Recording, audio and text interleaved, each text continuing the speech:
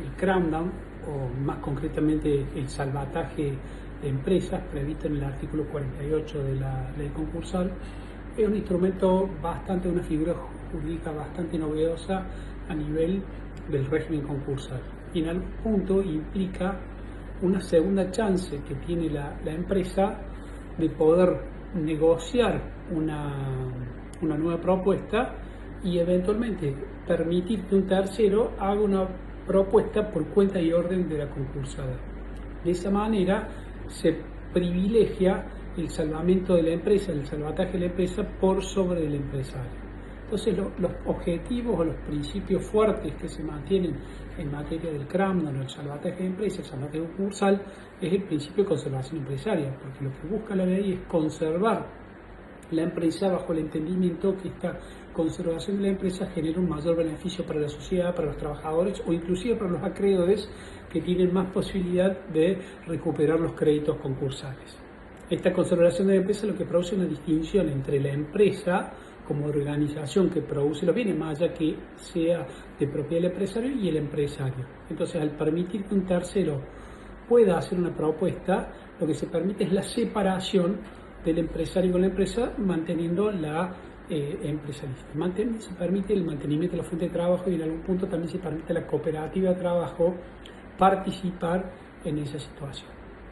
No se exige un plan de empresa, aunque ha sido bueno exigir un plan de empresa para que la persona que va a hacer una propuesta pueda proponer qué es lo que quiere hacer con esta cuestión. Desde el punto de vista jurídico, si uno analiza desde el punto de vista procesal es una segunda chance en donde la concursada tiene una nueva vuelta para lograr las conformidades.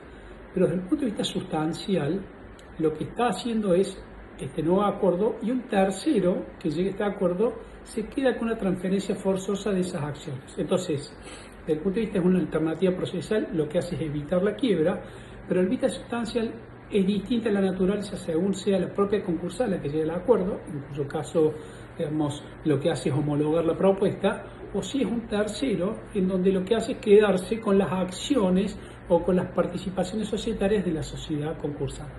Por supuesto, previo acuerdo con los acreedores. Entonces, el rol del tercero muchas veces es importante y de hecho la importancia del tercero es que el sistema no se habilita si no hay por lo menos algún tercero que se haya mostrado interesado, se haya registrado a los efectos de participar de la propuesta concursal.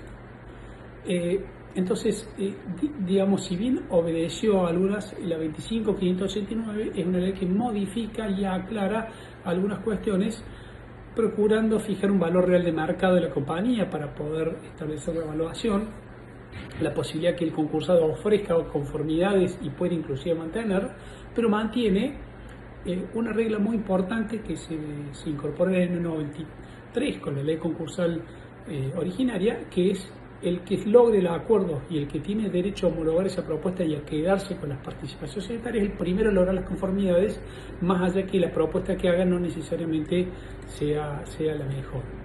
Obviamente que esto tiene dos elementos importantes. Un elemento objetivo que es en qué supuestos se produce la activación o la habilitación para acceder al cramdown. En este caso tiene que haber sido un supuesto de quiebra indirecta. No puede accederse al cramdown si no hubo un previo concurso, y este concurso que existe lo que tiene que haber sido frustrado. ¿Frustrado por qué? Porque no se llegaron las mayorías, porque no se hizo pública la propuesta, porque declarada se declaró nula, en fin, muchos supuestos de quiebra indirecta. No se habilita el cramdown para supuestos de extensión de quiebra u otros supuestos que son distintos. Desde el aspecto subjetivo, o sea, ¿qué persona puede ser cramdeable? En principio son sociedades de capital, SA, SRL, SAS, cooperativas, pero también, digamos, se requiere que sean gran concurso. Esto significa que sean catalogados en función de lo que la propia ley dispone para los grandes concursos. Tienen que tener más de 20 acreedores, más de 20 trabajadores y tener un pasivo variable en función de lo que establezca la reglamentación en cada momento. ¿Sí? Entonces, básicamente, para tener en claro, es el vencimiento del periodo de exclusividad, no haber hecho por propuesta, que se haya impugnado, en fin, todos los supuestos, la mayoría de los supuestos de la quiebra indirecta. Están excluidos del cramdown las personas humanas, las sociedades de hecho, las sociedades colectivas, algunas asociaciones, en fin, distintas cuestiones que se pueden plantear en este sentido. Acá se requiere una doble negociación. Yo activo el cramdown, se habilita, se fija un proceso para la fijación del valor de la compañía y una vez fijado el valor de la compañía, empiezan a negociar los terceros que se hayan inscrito como interesados en participar en el cramdown con la propia concursada. Y se produce una suerte de negociación durante un plazo que, si bien es breve, en la práctica se suele ampliar un poco más, de 20 días, en donde lo que se procura es llegar a la conformidad. El primero que logra las conformidades lo informa al juzgado y dice: señor juez, yo logro las conformidades.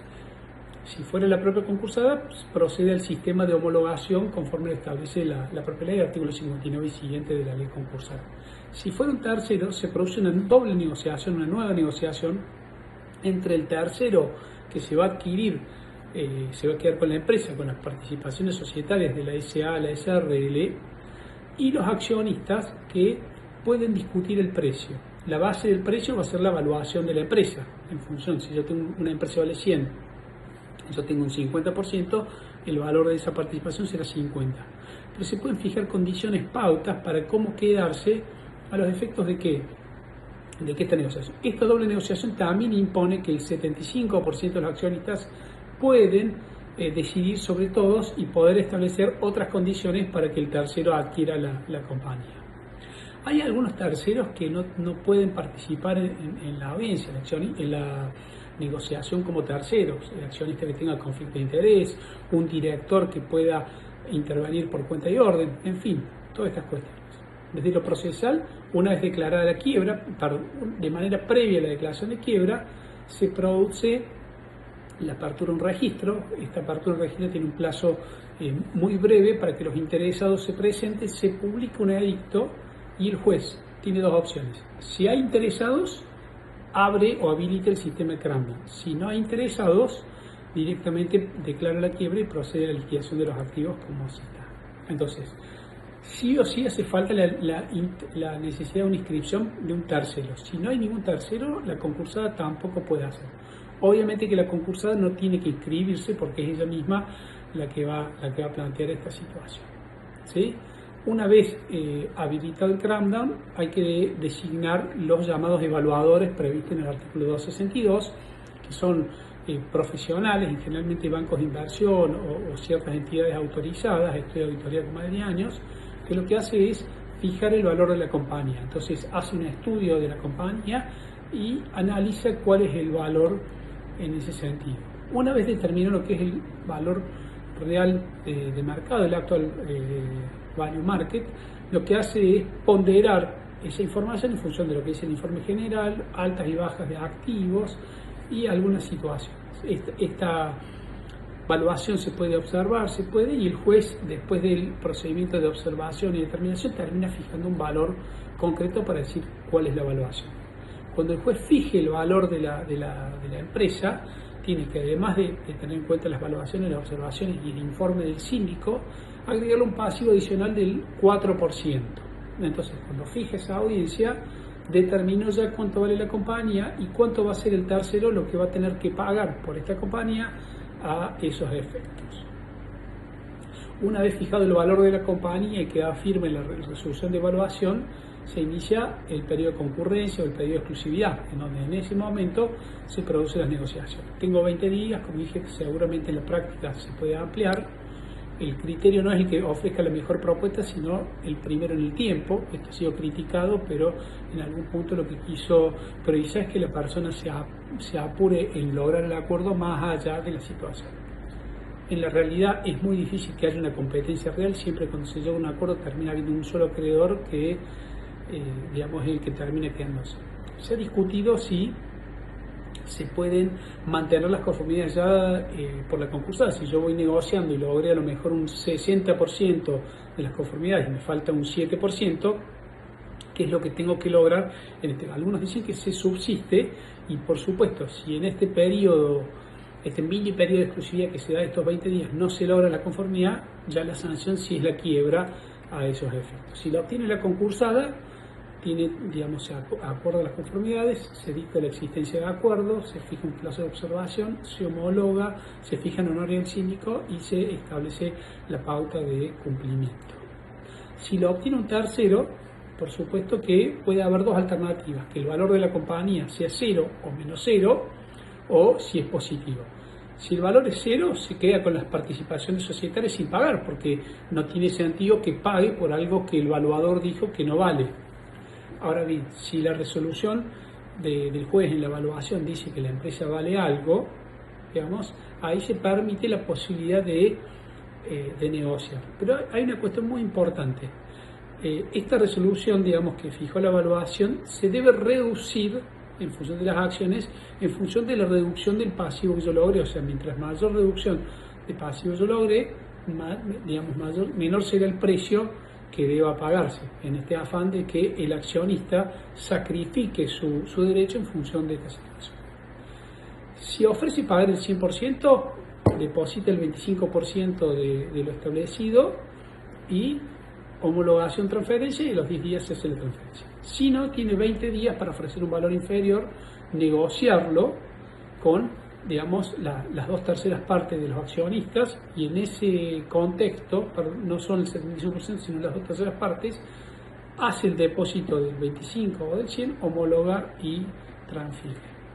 Entonces, esto no significa que una vez declarada la quiebra, o que en el mismo proceso del acuerdo no se puedan dar algunas alternativas en función de las categorías, donde se aplique eventualmente el artículo 49.